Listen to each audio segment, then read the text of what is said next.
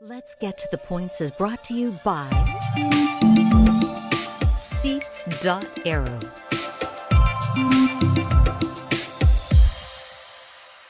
Coming up on Let's Get to the Points. You're very excited about some new hotel properties coming. Tell us about it. Yes, in Taiwan, they are working on a brand new skyscraper in Taipei called The Sky. This is supposed to be done in 2024. And this is very exciting to me because the current Hyatt option in Taipei is the Grand Hyatt. And I don't know if you guys know this, but that hotel is haunted. So it seems that even ghosts prefer Hyatt over Marriott. I mean, what more you want? She's got Gulf, she's got Seychelles, Hilton, Hyatt. Come on, man. It's hard to please. Miguel's a little frozen for me. I don't think he's frozen. I think he's just shocked. I think that's what he is. Now, let's get to the points. From Passion for Points, it's Serena. From points to travel expert, it's Keholani. From Travel Sergeant, it's Miguel. From Nicole's Travel Tips, it's Nicole. And from Seat to a Suite, it's Mitch Shannon. Hi there, and thanks for tuning in to Let's Get to the Points audio and video podcast, where we bring you the very best in tips and tricks in the world of miles, points, and travel. I'm Mitch Shannon, joined by my travel, points, and miles buddies, who, I'm just going to say this, they know more about this stuff than me. Trust me, they are that good. First up, from Passion for Points, it's Serena. Hi. From Points to Travel Expert, it's Kehalani. Aloha. From the Travel Sergeant, it's Miguel. Hey, what's up? And from Nicole's Travel Tips, it's Nicole. Hi, everyone. If you're listening on Apple Podcasts and Spotify, thank you so much. But we want you to know our show is best experienced on our YouTube channel. So if you aren't already there, go subscribe now or wherever you watch or listen. You can also get the video and audio versions on Apple Podcasts and Spotify at Let's Get to the Points. Also, we want to connect and chat with you. So drop us a DM on any one of our social media channels. Let's do it, guys. Let's get to the points. It seems lately that we've been getting an awful lot of emails and DMs asking about our favorite credit card, which one we recommend, or what we think about traveling to a certain city, and we love those types of questions. So here's the good news. As a podcast, we're growing very fast, and thank you for helping us grow. So we're developing our own website, which we're going to have all that information and more just for you. You can always chat or email with us, but coming in the next couple of weeks, be on the lookout for our website, which is going to have more information about our favorite credit cards and all that you need to know about travel hacks. Kehalani and Nicole, they're working very hard on that website, so stay tuned for that. It's been a busy week in the world of points, miles, and travel, and we're starting tonight with Nicole, who's going to talk to us about our sponsor of our show, Seats.aero. We got a special promo for you, but first, Nicole, I love it when you talk about how much Seats.aero has changed the way you go about travel hacking. I'm in love with Seats.aero. And Miguel, if I haven't said it enough, thank you so much for turning us on to it. I mean, before I used to check each airline for the dates that I want, program by program. And with Seats.aero, now we can check all the programs in one application. I love to be able to set alerts. Serena, thank you for that. I have set alerts now for the Q Suites flight, and I am excited for when they open up again. So when they do, I'll be ready and waiting with my notification. So our first flight that we booked with Seats.aero was our flight back from Europe this summer, and we have one more flight with them. And this one, we were able to save almost half of what we paid on the previous flight. So Seats.aero has programs for almost all the airlines. So no matter where your points lie, you should be able to find a flight using Seats.aero. I love that they're able to tell you how many seats are available for a particular flight. And since we're a family of 4, we need to be able to find that availability. And with most programs, you have to check one by one to see if seats are available. I also like the feature where they show you if there are any connections. So you can choose between one flight or the other, depending on if you want a direct flight or something that might be a little bit cheaper in points, but has a connection. Seats.aero is definitely the way to save time and energy when searching for a flight. It just cuts your time in half. Seats.aero is our sponsor for this episode. And Mitch, we have a special deal for our viewers, don't we? Yeah, that's right, Nicole. So this deal, I just want to make sure everyone knows it's not going to last forever. If you want to sign up, you've got two options. With our code LGTTP, think of it as let's get to the points, LGTTP, you'll get 20% off for your first month only. But we think the better deal is signing up for a year. You're going to save $20 and it drops it to $79.99. Head over to Seats.aero, give it a try, and if you like it, sign up with our code LGTTP. But don't wait. They almost never do special deals like this, so now is the time to act.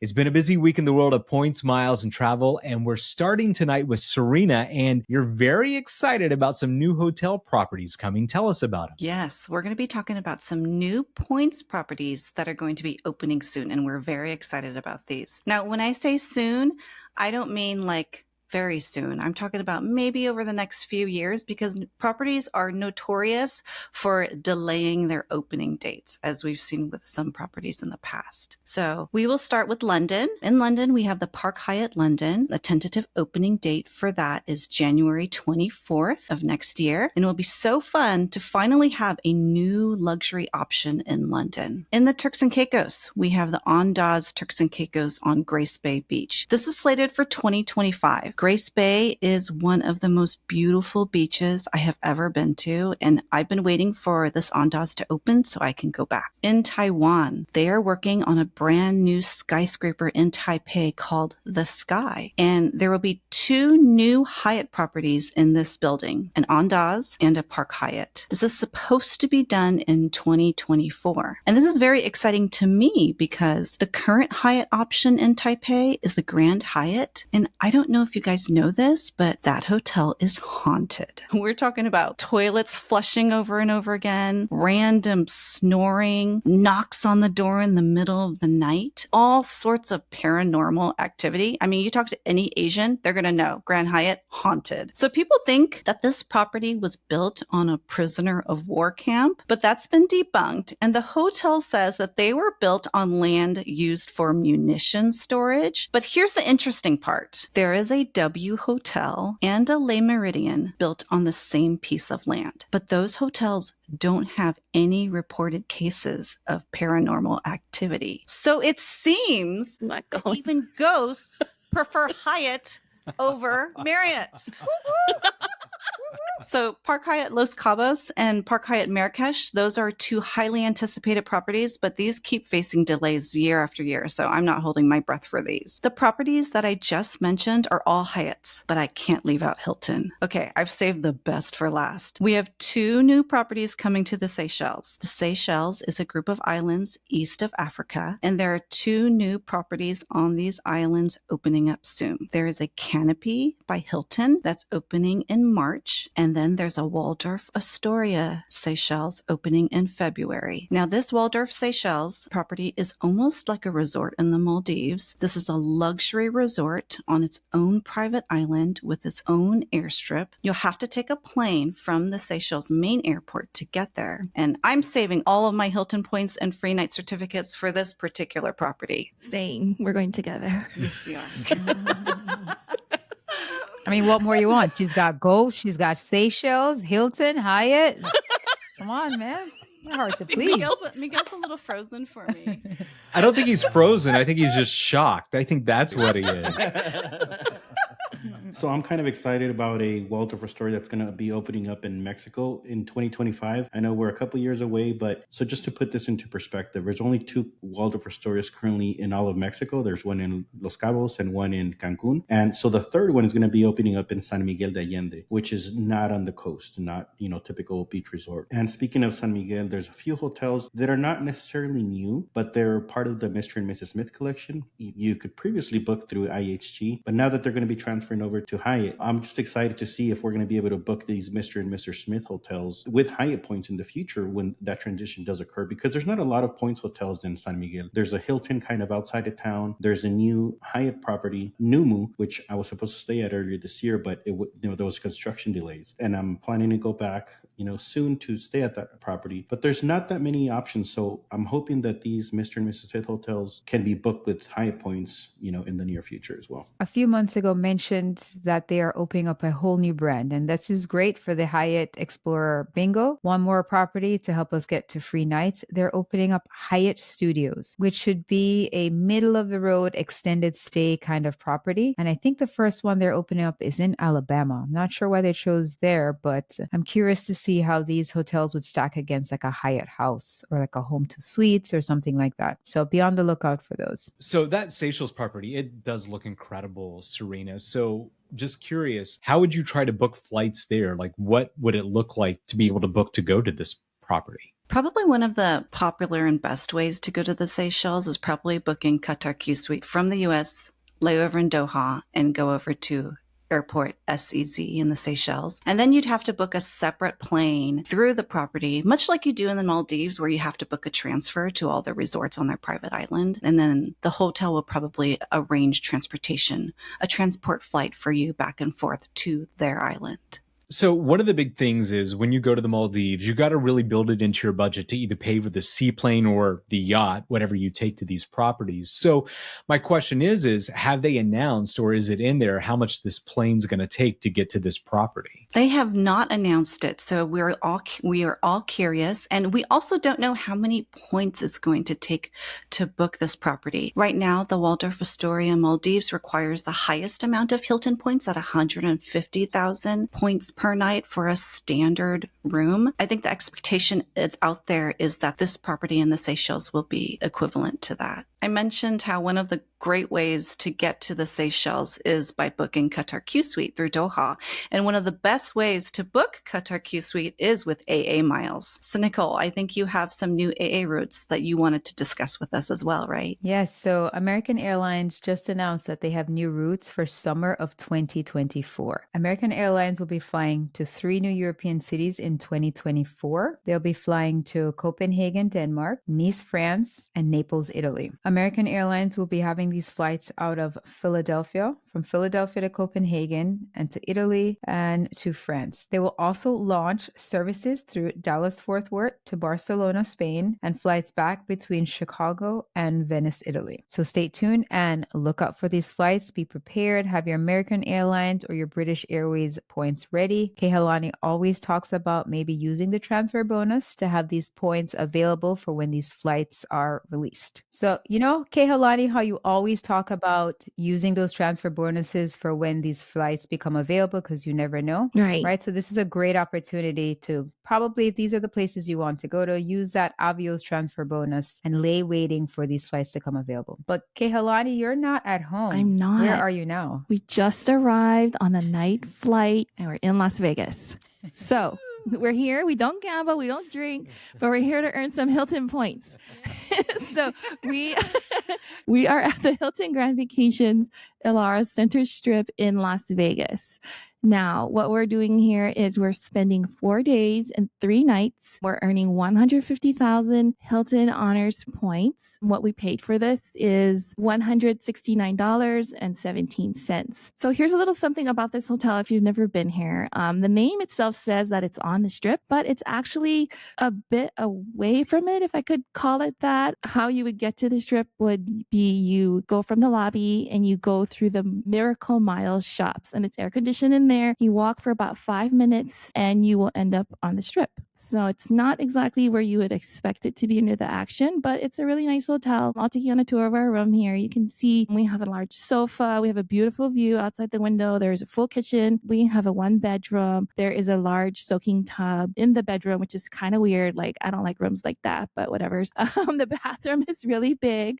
Maybe we'll throw Vic in for a bubble bath again for the gram. And right in here, there is a little washing machine to wash clothes. So that's really convenient. That's my favorite part. We'll see how well it washes the clothes, because after this, we're going to head off to the Maldives. So we're going to need to definitely wash some things before we go. So Kehalani, It sounds like an amazing deal to be able to stay in Las Vegas for 3 nights for $170. How did you get this deal? Well, we got it a while ago. Now, I don't remember exactly when because I'm always buying stuff like this, but it was months ago.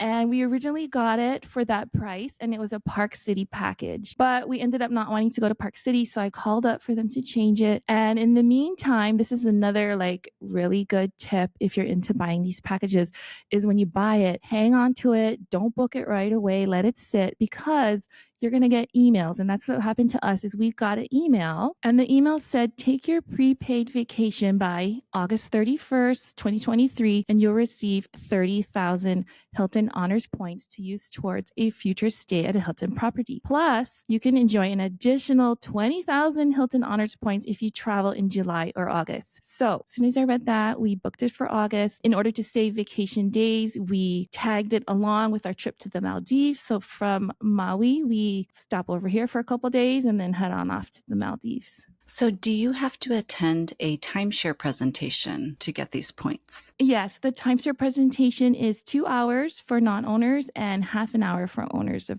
Hilton properties. And you get 150,000 Hilton points from that. Yes. Oh, that's not that bad. That's one night in the Seychelles. Yeah. Exactly. So it's like $170, 150,000 points equals to what, Serena? About $2,000 if you use it at the Waldorf in Maldives, right? Mm-hmm. So you go on a vacation to get points to go on another vacation. Okay. Yeah. Love It's it. making sense. Yes. And guess what? What? Well, I there's was more. surprised. So I had my antennas up again today, you guys. Let's see the antennas. Bring them out. These are Hilton antennas, right? Yeah, not Oh, the Hyatt. Hilton, not the Hyatt. Oh. The Hilton antennas. And Wyndham. So, okay. We came in from a night flight. I think I slept like 2 hours last night total because we went to Denver, came to Las Vegas. So we're waiting for our room from about 9 o'clock this morning. And so we went to go walk in that shopping area. Now I see this Hilton Grand's vacation booth. So I start talking to the guy there, and he says, oh, you can do the tour every 6 months. So he has a friend down the hall because they all kind of work together. So he walked me on down to talk to Big Mama.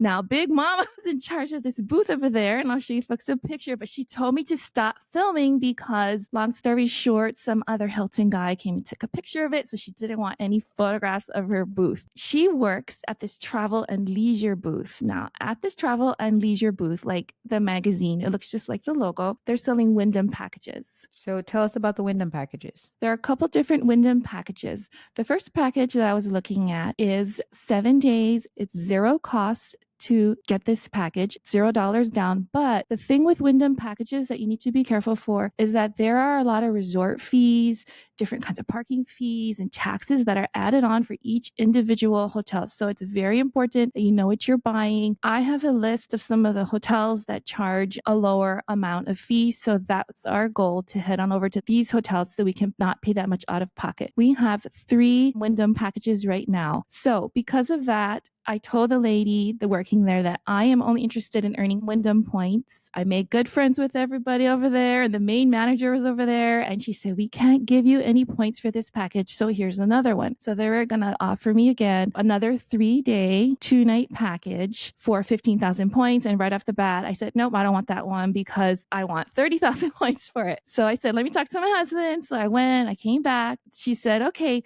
here's 15,000 points. Just go to the tour tomorrow or whenever you're here. It's a 2-hour tour and meeting, and it's no cost. I said, okay. I said, how do I get there? I don't have a car. And she says, okay, we'll pay for your Uber. So I got my Uber paid for. We're going to show up tomorrow, get 15,000 Wyndham points. Yeah. So whenever you're at these things, negotiate for it. Big Mama over there, she was laughing because she said, we had never, ever seen anybody come over here like you and come and negotiate.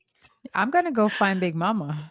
You're going to love her. So I'm not familiar with a lot of Wyndham properties. So are there any particular ones that you've looked at that you're interested in using your points at? If I recall correctly, the lowest price properties with those fees are in California and Las Vegas. I got one last question. So how does Vic feel about attending all these presentations that are 2 hours long? So he goes through ups and downs with it. So today He was tired and so was I, but I had my antennas on, so I'm like going at it at the mall. So he was waiting on the side, relaxing. He's like, "Oh, I don't think I want to go for 2 hours." I'm like, "Come on, honey, we got to do it." 15,000 points is worth $500. Okay, Helani, your antennas, they're always perfect, right? And you have a couple of different sets, the Hyatt, the Hilton. What else do you have? She's got Wyndham ones too. Oh, Yeah, I guess so. I didn't know that. All right, thanks everyone. It's now time to move on to our weekly recap. It's time for our weekly recap. This is where we share our tips and insider lessons with you from stuff that we've recently booked. So let's get started with Nicole. And what have you booked, Nicole? So school started. Soccer season is ramping up, and guess where we are going back to? We are going back to the Grand Hyatt Tampa Bay to go see our friend Adam, who is always taking care of us and is so nice to us. Narco with Points stayed there, and she got a suite upgrade. So I commented on her reel and I tagged Grand Hyatt Tampa Bay saying, "I've stayed there twice and never gotten a suite." So according to them, they replied and they said, "Come visit us again. We guarantee you'll have a suite." So Grand Hyatt Tampa Bay, I'm coming your way. Be prepared for these soccer girls because I promised them they were going to get a suite. Okay, Helani, what did you book this week? Okay, so mine's not really a booking, but this is an advocate for you type of a thing.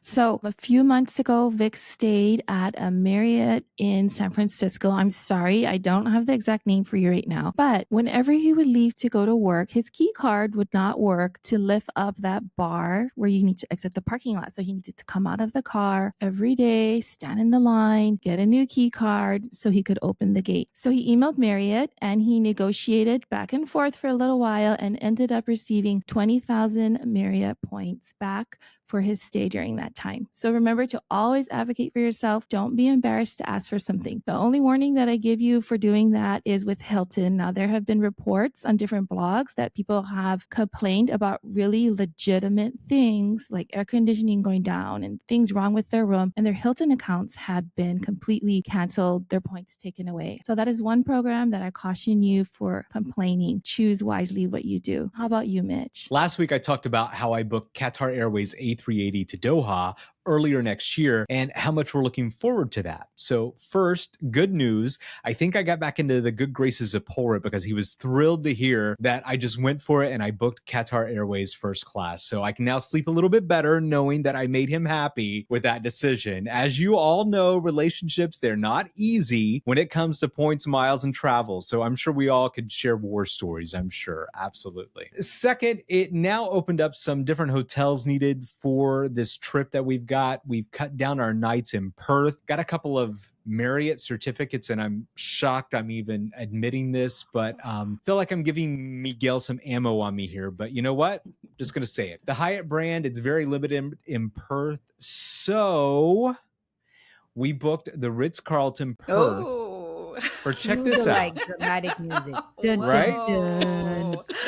But here's the thing. We booked it for 40,000 points per night, which, you know, good deal. Yeah, rates are around $500 per night. So That's I'm really not good. saying at this point, you know, I'm just going to go ahead and eat my Miguel humble pie at this point. Not going to get any breakfast benefits, you know what, but I'm going to count it as a huge win because being able to use one of those certificates, those 35,000 point certificates and 10,000 points for a night at the Ritz-Carlton, that's pretty good. Now that we changed the dates, we're going to be staying 2 nights in Doha. So we got a couple of options there. I've read some mixed reviews about the Park Hyatt Doha. However, I think at this point, I mean, we're Park Hyatt people. So is there any other real choice? Meh, I can check another Park Hyatt off my list. So that's and what we you booked can this week. you can grab up some Leloba products to compensate for that extra 10,000. Absolutely, right? Park Hyatt is who I am and I love it so much. So, all right, thanks everyone. We get so much great feedback on this segment as everyone loves to hear what tips that we share. Jessica Williams recently commented on our YouTube page that she loves our show and always looks forward to our next episode. And Jessica, we just want to say to you, we love you as well. It's now time to move on to Ask Us. Hi everyone, this is Susie from Richmond, Virginia. I wanted to ask the question as to whether there is any particular hotel or airline redemption program that you find that the juice isn't worth the squeeze. It's just too much of a pain in the bottom to have to deal with their customer service or have to make a change, or you've been burnt on them in the past and therefore you refuse to use them anymore. Thanks, and keep up the great work with the Friday shows. Bye. Hey, Susie, thank you for that great question and being on our show. I've got some very strong opinions on what she's asking, guys. So I'm going to be interested to see what you all think about that as well. So here we go. Okay, Helani, go first. What do you think is not worth the squeeze, according to Susie? Okay, what comes to mind when you ask that question, Susie, is Avianca. Now, there are a lot of good deals on Avianca. You can get some great flights on there, but their customer service is difficult to get a response by email. So that can be a problem if you get a last minute cancellation and you need to really get to the place that you're going to. I would be cautious with Avianca, but it is a great program to use if I can kind of explain it in that way. What advice do you have for Susie, Mitch? For me, Susie, I kind of agree with Kay Helani. I'd say Avianca LifeMiles is not worth my time unless it's something I know that I'm going to be flying. And even then, I really have to be sure I'm going to use their program. A couple of years ago, I actually had the Avianca LifeMiles credit card. They had a really good sign-up bonus. And like others, I was hearing, oh, how great this program and how cheap it was with the amount of miles. We had actually booked 2 tickets to go to Sydney with those points on Asiana. And it was fine, you know, it booked, but then we actually needed to change the dates and move a couple of things around. And I am not kidding. I must have spent like a week of my life calling, emailing, talking, chatting, trying to get this thing refunded and rebooked. The amount of time that I spent on that really turned me off to the whole program. It really made me rethink where and who I listen and get advice from, especially the blogs. So for me, Susie, I just don't have the stomach or a high threshold anymore to deal with LifeMiles just because of all the burning hoops of fire that you've got to jump through with them for their deals. So it's really not worth it for me. So what about you, Miguel? What are you going to say to Susie? Yeah, I guess Avianca, I mean, I've used them a couple times and I haven't had problems, but yeah, I could see the frustration in lots of people that have used them and had issues with them. But my answer is actually going to be not so much an airline or hotel, but like all these cashback portals and stuff, and people want to stack like all these discounts. Like, I don't think that's worth my time. I use Rakuten and American Airlines shopping portal. That's about it. Another thing that is not worth the squeeze, in my opinion, is the Freedom Flex card. Gives you 5 points per dollar. Everybody gets super excited about that. But first of all, you have to activate the category you're going to use every quarter. Got to keep up with a category change. It maxes out at $1,500 per quarter, which if you maximize it and are efficient with how you spend with that card, the max you're getting is 30,000 points per year. So you could get that with a referral or two. So I don't bother with the Freedom Flex card, but that's just me. Yeah, I agree with you, Miguel. That was the second card I applied for, and knowing what I know now, I would not have given up a 524 slot for that card. So for me, what I realize now is not worth the squeeze is chasing these bank bonuses. Now, for everyone, it's a little different, and I started chasing them, but a few of them didn't give me the bonus, and the time it's spent to follow up with customer service and moving my money around, I feel like that time is better spent. I would rather be tutoring kids math than chasing a bank bonus. So that one I think is not worth it for me. How about you, Serena? So the Freedom Flex right now has the public offer is 5x groceries up to 12,000 in the first year. And so that could be up to 60,000 points in the first year if you're spending all that much on groceries. So maybe that's worth it. Yeah, I think that's what dragged me into it. But after that, yes, I agree. So it's good for a time. I haven't had any experiences with a program that I was burnt so bad that I dropped the program. But I do have a comment to make about Qatar's family program. So Qatar has a family pooling program where you can link family members to pool points together for accumulating points and for redemptions. JetBlue, Air Canada Aeroplan, Air France, and KLM's Flying Blue are examples of airline programs that do family pooling really well. Qatar's family program is an example of an airline that does family pooling horribly wrong. So over a year ago, Qatar had a promotion where they were giving you 2,500 points for opening a loyalty account. So of course, I opened an account up for everyone in my family, but trying to pull those points together was a nightmare for me. There's an online process, you submit documentation, and then nothing happens. I've called, I've reached out to them through Twitter, or it's now X, and I couldn't find anyone to help me with this. So I gave up on that project because it's not worth my time. And fortunately, it's only 2,500 Avios orphaned in every single family member's account. And I'm okay, forgetting about that. Yeah, I agree with you, Serena. I've been using Qatar's program as well to book a couple of things, and I had to cancel a couple of awards. And Miguel, you helped me, and thank you for that. But one of the issues is if you cancel an award, your points don't come back at all right away. You've got to call them, and there's all these hoops that you've got to jump through as well. So yeah, Qatar, not that good of a program. So I get what you're saying there. Thank you, everyone. And thank you, Susie, for sending us your video question. It's so easy for you to be on our show. Simply drop us a line on any one of our social media channels, or you can email us at letsgettothepoints@gmail.com, and we'll answer your question right here. Before we close, we just did another Instagram story asking for your questions. Look for the questions on the screen if you're watching on Spotify and YouTube. Okay, here we go, guys. Best short, quick responses. Wonder Ria asks, how do you book flights if part of American Express or AA points with two different people? Miguel. I guess it depends on the program that you're going to book using the American Express points. So something I did recently was transfer American Express points to a Delta account because I was going to book a Delta flight.